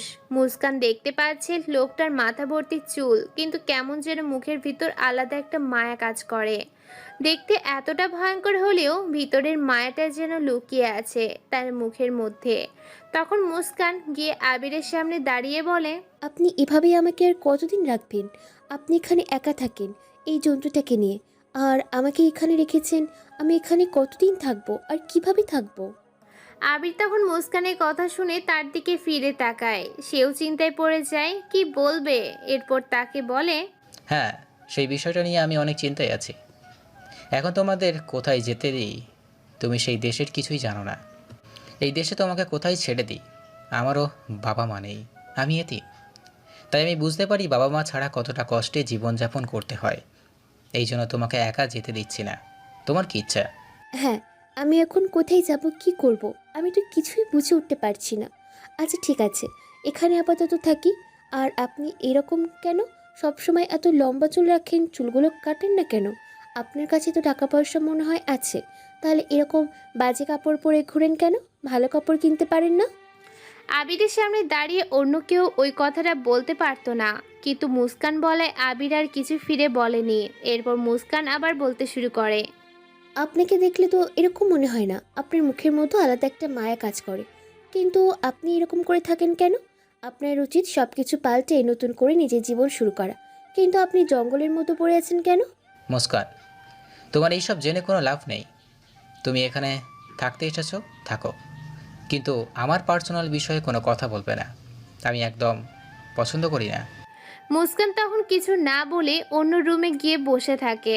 এই বাড়ির রুম বলতে না আছে দরজা আর না আছে জানালা, কিছুই নেই, শুধু একটা বেড আর কিছুই না।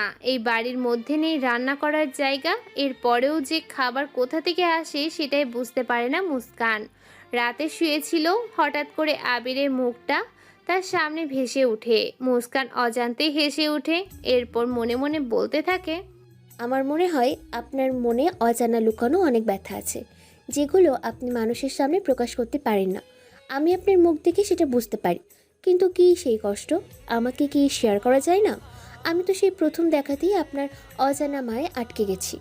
মুস্কান মনে মনে হাসে আর শুয়ে থাকে। পরের দিন তারা উঠে হাঁটতে বের হয় জঙ্গলের ভিতর দিয়ে। বাঘটা সব সময় তাদের সাথে থাকে, এটা মুস্কানের একদম পছন্দ নয়। তখন সে আবিরের দিকে তাকিয়ে বলে, আপনি এই বাঘটাকে সাথে নিয়ে সবসময় ঘোরেন কেন? এটাকে তো এক জায়গায় রেখে দিলেই পারেন। এটাকে সাথে নিয়ে সবসময় ঘোরেন কেন? এটা কত ভয়ঙ্কর সেটা আমি একটু আগেই দেখতে পেলাম।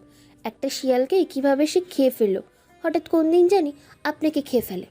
তোমার এইসব নিয়ে টেনশন করতে হবে না।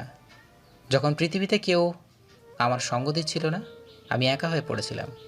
এই জঙ্গলের ভিতরে যখন আশ্রয় নিতে এসেছিলাম, তখন এই বাঘটাই আমার সাথে ছিল, কেউ ছিল না আমার সাথে। তাই আমি এখন যখন এই অবস্থানে চলে এসেছি, তাকে কি ফেলে দেবো দূরে? মুস্কান তখন বুঝতে পারে আবিরের বিষয়টা। তখন সে চুপচাপ আবিরের সাথে হাঁটতে থাকে। প্রায় 2 দিন এভাবে চলে যায়। আজও রিফাত দেশে ফিরে এসেছে। তখন আবির রিফাতের সাথে আলোচনা করতে বসে। আবির তখন রিফাতকে বলে, রিফাত, আমার শত্রু 2 জনেই মৃত্যু হয়েছে, আরও 2 জন বাকি আছে। এদেরকে আমি শেষ করে দিতে চাই। এদেরকে যতদিন বাঁচিয়ে রাখবো ততদিন আমার শান্তিতে ঘুম হবে না।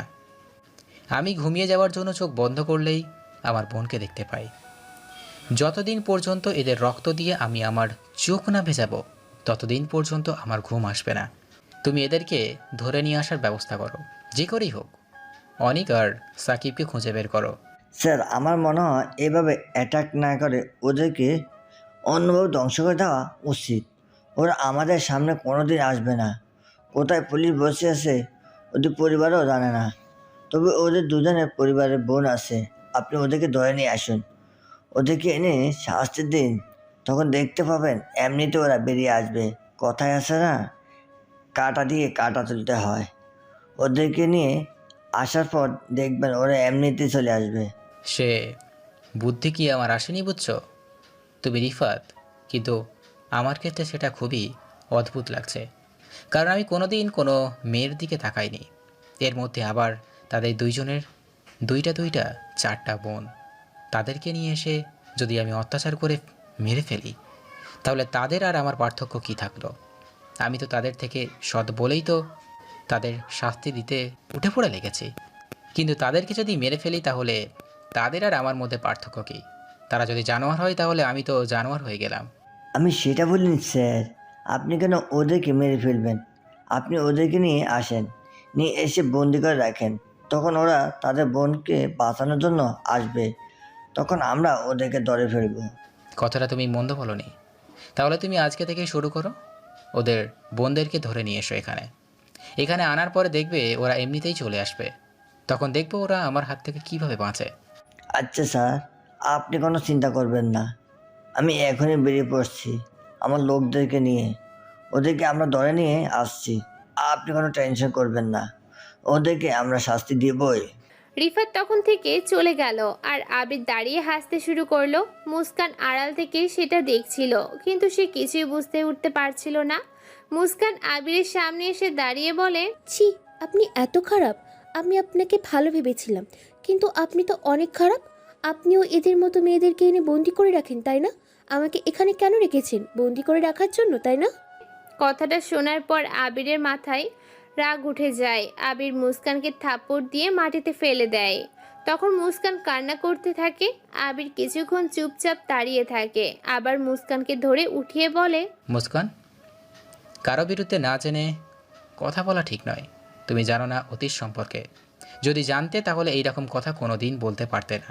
তাই চুপচাপ যেটা বলছি সেটা শোনো, কোনো কথা বলো না। এখানে থাকতে দিয়েছি, থাকো। আমাকে বলেন আপনার অতীত সম্পর্কে। আমি জানতে চাই আপনার অতীত সম্পর্কে। আপনি কেন এরকম করে থাকেন? আপনি তো মনে হয় পড়াশোনা জানা শিক্ষিত একটা ছেলে। আপনার রুমে আমি ল্যাপটপ দেখেছি। আপনি ল্যাপটপ চালাতে পারেন, তাই না? তাহলে এরকম করেন কেন? আবির তখন কিছুক্ষণ চুপচাপ পার করে।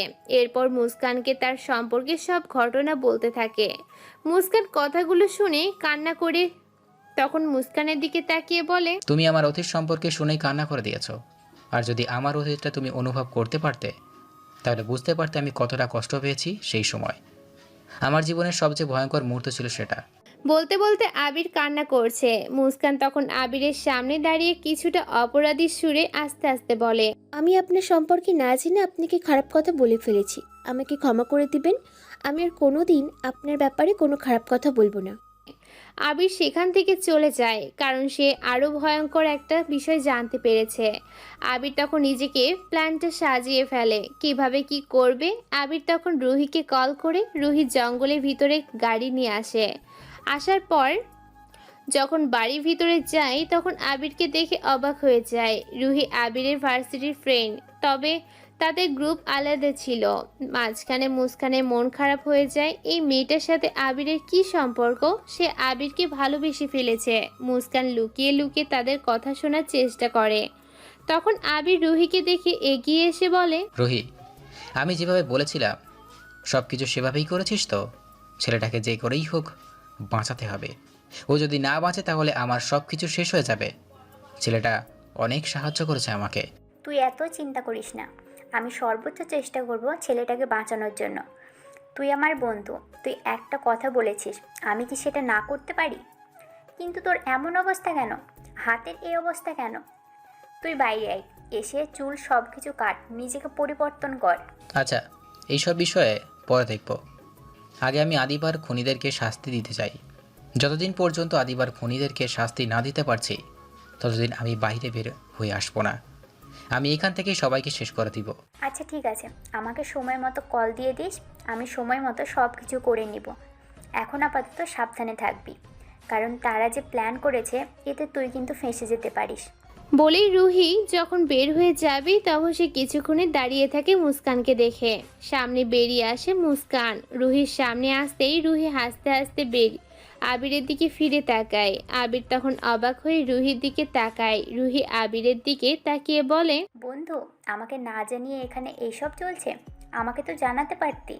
আরে তুই যা ভাবছিস কিন্তু তাই নয়, একটা ঝামেলায় পড়েছিল, সেই জন্য ওকে এখানে রেখেছি।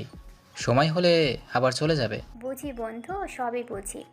আমরা বললেই তো সব সময় না করো, কিন্তু আড়ালে আড়ালে এসব চলছে।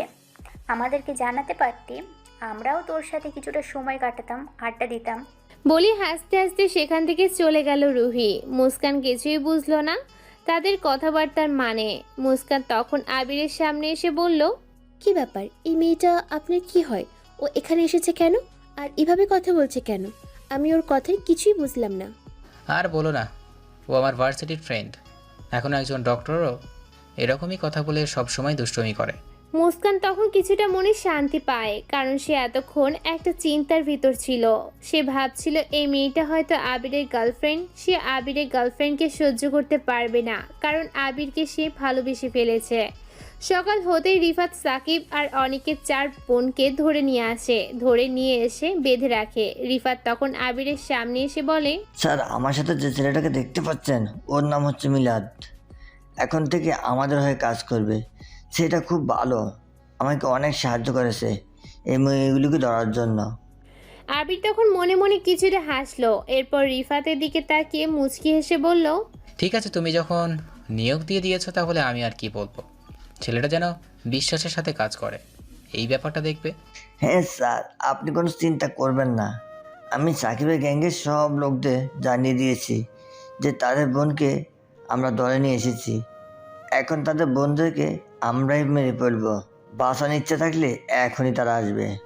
খুব ভালো করেছো, তুমি কোনো টেনশন করো না, আমি একটা ব্যবস্থা করে ফেলছি। ওদের এমন অবস্থা করব যে ওরা নিজের মুখ দেখলে নিজেরাই ভয় পেয়ে যাবে। হ্যাঁ স্যার, ওদেরকে শাস্তি দেওয়া দরকার। ওরা কত বড় জানোয়ার সেটা কি কেউ চিন্তা করতে পারবে? একটা পিচ্চি মেয়েকে কীভাবে দর্শন করে মেরে ফেলেছিল। ওদের বেঁচে থাকার কোনো অধিকার নেই। ওরা এই পৃথিবীতে বাঁচতে পারবে না।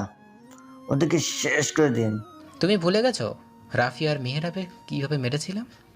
এদেরকেও সেইভাবে মারবো, বাঘের পেটে দিয়ে দিব। তখন দেখবে বাঘ কিভাবে এদের ছিঁড়ে ছিঁড়ে খায়। হ্যাঁ স্যার, এদেরকে বাঘের পেটে দিলেও এদের প্রতিশোধ নেওয়া ঠিক হবে না। এদিকে আরও ভয়ঙ্করভাবে মারা উচিত। না, এতেই হয়ে যাবে। এদের বাঘের পেটে আমি দিব।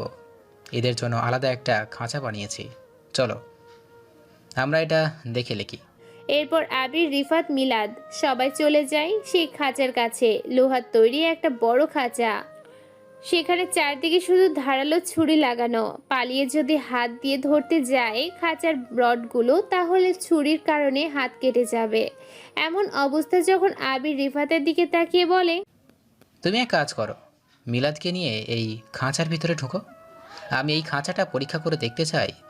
এটা একটা ইলেকট্রিক খাঁচা। এটার ভিতরে আমি আলাদাভাবে একটা ব্যবস্থা করেছি।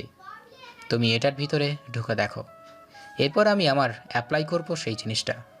রিফাত আর মিলাদ নির্দ্বিধায় খাঁচাটার ভিতরে ঢুকে যায়।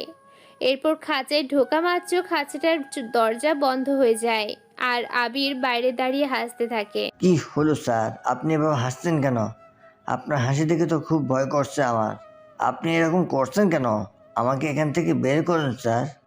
আবির তখন নিজের ফোনটা বের করে কাউকে কল করে, এরপর চলে যায় তার পাশের রুমে গিয়ে তার ল্যাপটপের পাশ থেকে একটা রিমোট নিয়ে আসে। রিমোটটা নিয়ে আসার পর খাঁচাটার সামনে দাঁড়িয়ে থেকে রিমোটটাতে সুইচ দেয়। সাথে সাথে পুরো খাঁচাটা আগুনের মতো উত্তপ্ত গরম হয়ে যায়। তারা চারদিকে দৌড়াতে থাকে। দৌড়ে যখনই ধরতে যাবে কিছু তখনই হাতটা কেটে যাচ্ছিল। তারা চিৎকার করছিল। তখন আবির রিফাতের দিকে তাকিয়ে বলে, তোরা কি ভেবেছিলি আমাকে বোকা বানাবি, তাই না? তোদের হাতগুলো দেখেছিস? আমি আমার সকল কর্মচারীর হাতে আলাদা করে মাইক্রোচিপ ঢুকিয়ে দিয়েছিলাম। তোদের প্রতিটা পদক্ষেপে আমি লক্ষ্য করেছিলাম, কিন্তু তোরা আমার সাথে বেইমানি করতে শুরু করে দিয়েছিলি। তোরা কি ভেবেছিলিস প্লাস্টিক সার্জারি করালেই আমি চিনতে পারবো না? আপনারা হয়তো কিছু বুঝতে পারছেন না, তাই তো? তাহলে শুনুন, রিফাত যেদিন চলে গিয়েছিল ওই মেয়েগুলোকে নিজেদের দেশে ফিরিয়ে দেওয়ার জন্য, তখন ফিরে আসার সময় সাকিব আর অনেক মিলে তাকে মেরে ফেলে রাখে।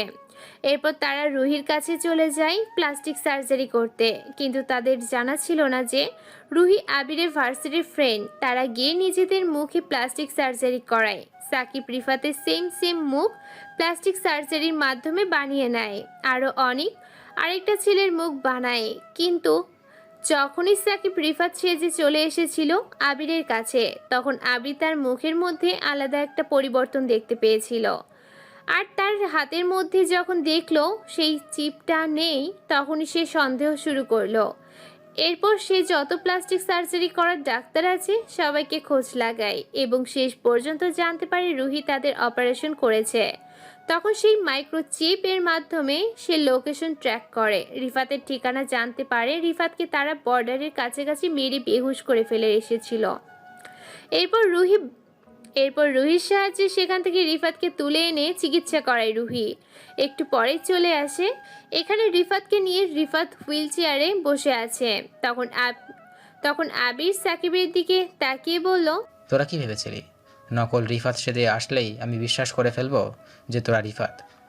আমি তো তোদের সাথে একটা শুধু খেলা খেলছিলাম। দেখ, এই হলো রিফাত। সাকিব আর অনিক তখন বুঝতে পারে যে তারা ধরা পড়ে গেছে। তাদের এখান থেকে পালানোর কোনো পথ নেই। তখন তারা চিৎকার করে কান্না করতে থাকে আর আবিরকে বলতে থাকে, প্লিজ ভাই, আমাদের ছেড়ে দাও। আমরা ভুল করে ফেলেছি আর জীবনে এরকম কোনো কাজ করবো না। আমাদেরকে ছেড়ে দাও, এখান থেকে আমরা সহ্য করতে পারছি না। আমার বোনও সেদিন সহ্য করতে পারেনি, কিন্তু তুই আমার বোনকে ছেড়ে দিসনি। তোরা দুইজনে আমার বোনকে একদম ধ্বংস করে দিয়েছিস। তোদেরকে আমি এখন ছেড়ে দিব? এটা তোরা চিন্তা করলে কিভাবে? তোদের তো এখন যদি আমি চিবিয়ে খেয়ে না ফেলি তবুও আমার শান্তি হবে না। নিজের পরিবারের সামনে এমন মৃত্যু সত্যি অনেক কষ্টদায়ক, কিন্তু এর চেয়ে হাজার গুণ কষ্ট পেয়েছিল যখন আবির তার বোনের লাশ দেখেছিল। সাকিবের বোনেরা, অনেকের বোনেরা চিৎকার করে কান্না করছে, কিন্তু আবির দাঁড়িয়ে দাঁড়িয়ে হাসছে। মুস্কানও কান্না করে দিয়েছে। সে সহ্য করতে পারছে না এত ভয়ঙ্কর দৃশ্য, আর কোনোদিনও দেখেনি সে। আবির তখন সেখানে দাঁড়িয়েই শুধু দেখতেই থাকে তাদের মৃত্যু যন্ত্রণা আর চিৎকার করে হাসতে থাকে। তখন তারা দুইজন মৃত্যুর মুখে ঢলে পড়ে। তখন সে নিজেও মাটিতে বসে কান্না করতে শুরু করে। হ্যাঁ বোন, হ্যাঁ, আমি পেরেছি তোর খুনিদেরকে শাস্তি দিতে, কিন্তু তোকে তো আর ফিরে পাবো না কোনোদিন। এদেরকে শাস্তি দিয়ে আর কি হবে? এদের শাস্তি দিব, এটা আমি তোর লাশ ছুঁয়ে প্রতিজ্ঞা করেছিলাম। সেই জন্য এদের শাস্তি দিলাম, কিন্তু এদের শাস্তি দিয়ে তো আর আমি তোকে খুঁজে পাবো না। তুই পারলে আমাকে ক্ষমা করে দিস। আমি একজন ব্যর্থ ভাই, পারলাম নিজের বোনকে বাঁচাতে। আমার মতো ব্যর্থ ভাইয়ের এই পৃথিবীতে বেঁচে থাকার কোনো অধিকার নেই। আমি মরে যেতে চাই। তখন পিছনে দাঁড়িয়ে থাকা মুস্কান কথাটা শুনে ভয় পেয়ে যায়। সে আবিরকে ছাড়া বাঁচবে না। সে আবিরকে ভালোবেসে ফেলেছে। তখন সে আবিরের কাছে এসে আবিরের হাতটা ধরে শক্ত করে বলে, ফিরিয়ে তুমি দেবে কি আমায়? কখনো যদি তোমাকে শুধাই, যাবে কি অদূরে চলে তুমি? যদি ভালোবাসি বলি তোমায়, আমার স্পর্শে কি তোমার হৃদয়ে বৃষ্টি কখনো হয় না? বলো না, কিছুই তুমি। যদি ভালোবাসি বলি তোমায়, আমি চাই শুধু তোমার হতে, তোমার নিঃশ্বাসে বিশ্বাসে। আমার সব কিছু তোমার হাতে, চাইলেই নিতে পারো প্রাণ আমার। একাকী নিঃসঙ্গ জীবন তোমারই করে নেবে কি আপন? তোমারই পাশে মনেরই আকাশে রেখো আমায় আপন করে। আর তো কিছু চাই না আমি। জীবনের কোন এক প্রান্তে যদি কখনো হোঁচট খাও, আমি তোমার হাত ধরে রাখবো। ভয় পেও না, কোনো সম্পর্কে দাবি নিয়ে তোমার সামনে দাঁড়াবো না। শুধু একজন খারাপ মানুষ হিসেবে সারা জীবন তোমার চলার পথে ছায়া হয়ে থাকবো। আসলে এত বেশি ভালোবেসে ফেলেছি তোমায়, যার জন্য সবসময় তোমার পাশে ছায়ার মতো থাকতে চাই। আবির বিশ্বাসই করতে পারছে না যে মুস্কান এই কথাটা বলছে। আবির তখন মুস্কানের দিকে কিছুক্ষণ তাকিয়ে থাকে। মুস্কান করুণ দৃষ্টিতে আবিরের দিকে তাকিয়ে আছে। আবির তখন মুস্কানের দিকে তাকিয়ে বলল, মুস্কান, তুমি কি বুঝতে পারছো তুমি কতটা অনিশ্চিত জীবনের দিকে এগিয়ে যেতে চাইছো? আমার জীবনের কোনো মূল্য নেই, যে কোনো সময় আমার মৃত্যু হতে পারে। তুমি কি আমার সাথে থেকে নিজের জীবনটা নষ্ট করতে চাও? তুমি অনেক ভালো মেয়ে, সাথে অনেক সুন্দরী। তুমি চাইলে ভালো একটা ছেলেকে বিয়ে করতে পারো। তাহলে আমাকে কেন পছন্দ করছো? আমি কত আনস্মার্ট, কতটা নোংরা। আমি স্মার্ট ছেলেকে চাই না, আমি একটা সৎ ছেলেকে চাই, যে সব সময় আমার সাথে সততার সাথে থাকবে। আমি সেটা তোমার মধ্যে পেয়েছি, তাই তোমাকে ভালোবাসতে চাই। নিজের জীবনের সব দুঃখ তোমার মাঝে মিশিয়ে দিতে চাই। আমি চাই তুমি যেন আমাকে ভালোবেসে নিজের অতীতটাকে ভুলে যেতে পারো। আমি আমার অতীত জীবনেও ভুলে যেতে পারবো না। আমি নিজেকে ভুলে যাব, কিন্তু নিজের অতীত, নিজের বোনকে ভুলে যেতে পারবো না। আমি আমার বোনকে কতটা ভালোবাসি সেটা আমি ভাষায় প্রকাশ করতে পারছি না। আমি চাই না তুমি আমাকে ভালোবাসো, আমি শুধু চাই তুমি আমার সাথে থাকো। আমি সব সময় তোমার পাশে থাকতে চাই, তোমাকে ভালোবেসে যেতে চাই। একদিন আমি বিশ্বাস করি তুমি আমাকে ভালোবাসবে। আবির, আমার মনে হচ্ছে তোর মেয়েটাকে ভালোবাসা উচিত, কারণ মেয়েটা তোকে প্রচণ্ড ভালোবাসে। আমি তোর বন্ধু হিসেবে বলছি, তুই মেয়েটাকে মেনে নে। স্যার, আমরা এমনই মনে হচ্ছে কতদিন আর একা থাকবেন, আর এই জঙ্গলের ভিতর নিজেকে হারিয়ে ফেলেছেন। এখন আপনার বাইরে যাওয়া উচিত, বাইরে গিয়ে নিজের জীবনটাকে উপভোগ করা উচিত। আমি আমার জীবনে নিজের জীবনকে উপভোগ করতে পারবো না। রিফা, তুমি ভুল ভাবছো।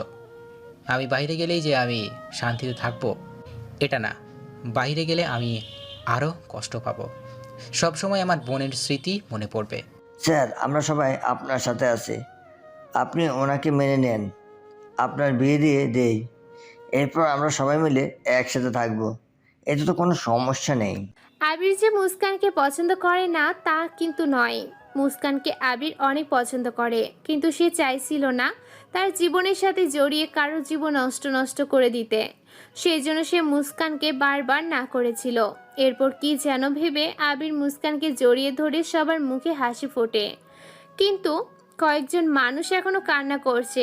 আবির তখন সাকিব আর অনিকের বোনের সামনে গিয়ে বলে, আমি জানি পরিবারের একজন হারিয়ে ফেলার কষ্টটা কতটুকু, কিন্তু তোমাদের পরিবারের লোকেরা এত খারাপ একটা কাজ করেছে। তারা আর কোনোদিন মানুষের উপকার করতে পারতো না। সবাইকে তারা কষ্ট দিয়েছে। সব মানুষ তাদের উপর বিরক্ত হয়ে গেছে। তাদের শাস্তি হওয়ার দরকার ছিল। আমি জানি আমি ভুল করে ফেলেছি, কিন্তু কিছুই করার নেই। ওদের শাস্তি পেতেই হতো।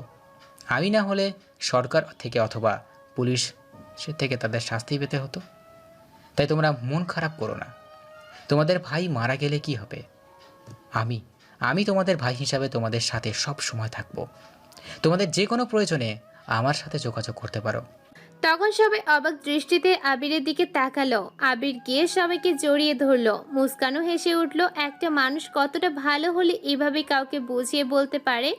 মুস্কান নিজের অজান্তে খুশি হয়ে যায়। এরপর তারা সবাই বেরিয়ে পড়ে যাওয়ার সময়। আবির তার দুইজন লোককে বলে রক অর্থাৎ সেই বাঘটাকে তার দেশে পাঠিয়ে দিতে।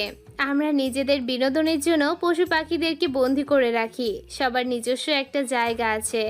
মানুষকে যদি কেউ বন্দি করে রাখে তাহলে কেমন লাগবে?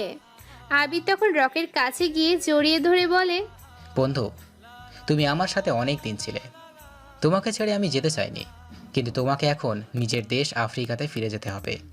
না হলে তুমি তোমার পরিবারকে ফিরে পাবে না। ফিরে যাও তুমি তোমার দেশে। বলে আবির বিদায় জানিয়ে চলে আসে। আসলে পশু পাখিগুলো আমাদের সাথে কয়েকদিন থাকলেই বড্ড আপন হয়ে যায়, তাই না?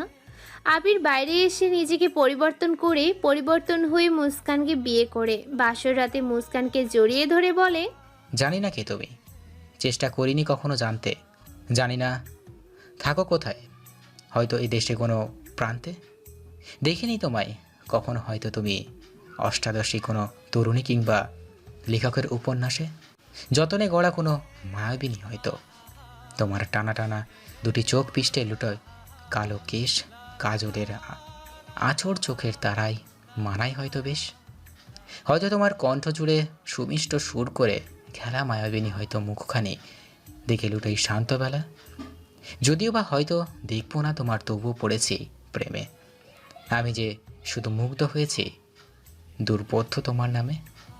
হ্যাঁ হ্যাঁ, আমিও তোমাকে ভালোবাসি প্রিয়। জীবনে অনেক কিছু চাওয়ার থাকে, অনেক কিছু পাওয়ার থাকে, বাট সব কিছু পাওয়া যায় না। আর যা কিছু পাওয়া যায় তার মাঝেই না পাওয়ার কষ্টটাকে আড়াল করে নিতে হয়। এই বাস্তবতাকে মেনে নাও আর আদিবা আপুর জন্য দোয়া করো। আমিও তোমাকে প্রচণ্ড ভালোবাসি আবির।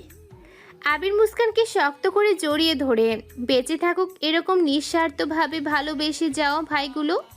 আমাদের চারপাশে এমন হাজারো সাকিব অনেক ছড়িয়ে আছে যারা ছোট ছোট মেয়েগুলোকে টার্গেট করে, তাদেরকে ধর্ষণ করে মেরে ফেলে অথবা তাদেরকে বিভিন্ন দেশে বিক্রয় করে দেয়। এরকম মানুষের হাত থেকে আমাদের সমাজটাকে বাঁচাতে হবে। তাই এসব যেখানেই দেখবেন সেখানেই প্রতিবাদ করবেন। প্রতিবাদ ছাড়া এসব কাজ বন্ধ করা খুবই কঠিন। তাই আমাদের উচিত যেখানেই দেখব ইফটেজিং বা এরকম কিছু সেখানেই প্রতিবাদ করতে হবে। আমাদের সমাজে টাকার পাওয়ার দেখিয়ে অনেকে বেঁচে যেতে চায়, কিন্তু আমাদের উচিত এসবের প্রতিবাদ করা, নইলে সমাজ ধ্বংস হয়ে যাবে। একটা মেয়ে একটা পরিবারের জন্য কি, সেটা শুধুমাত্র ওই পরিবারের লোকরাই জানতে পারবে। যেই পরিবারে মেয়ে সন্তান নেই, আপনি জানলে হয়তো অবাক হবেন যে একটা পরিসংখ্যানে দেখা গেছে এখন আমাদের দেশে 100 ভাগের মধ্যে প্রায় 85 ভাগ ধর্ষণ কেসে ভিকটিমের বয়স 18 বছরের নিচে থাকে। এটা সত্যি খুব দুঃখজনক আমাদের দেশের জন্য। যদিও গল্পটা কাল্পনিক, অনেক ক্ষেত্রে কল্পনার অনেক জিনিস ব্যবহার করা হয়েছে, কিন্তু আমরা তুলে ধরার চেষ্টা করেছি আমাদের সমাজের করুণ চিত্রটাকে। জানি গল্পের সাহায্যে তুলে ধরা সম্ভব নয় আমাদের এই করুণ বাস্তবতাকে, তবুও চেষ্টা করেছি সামান্য। আর গল্পটা কেমন হয়েছে কমেন্ট করতে ভুলবেন না। আসসালামু আলাইকুম।